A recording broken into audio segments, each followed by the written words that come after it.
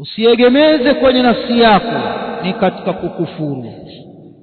Usiegemeze kwa utashi wako na weledi wako na maarifa yako na ilmu yako. Nyinyi kipindi sisi tutasoma, nyinyi mko wapi?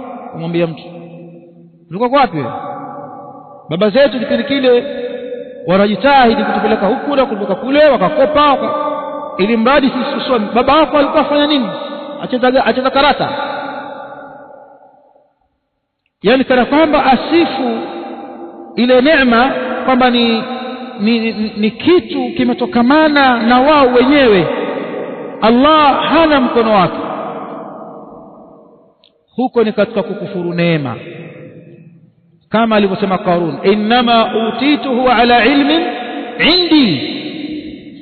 Hizi mali mnazoziona hizi bwana nimezipata kwa ilmu niliyokuwa nayo mimi.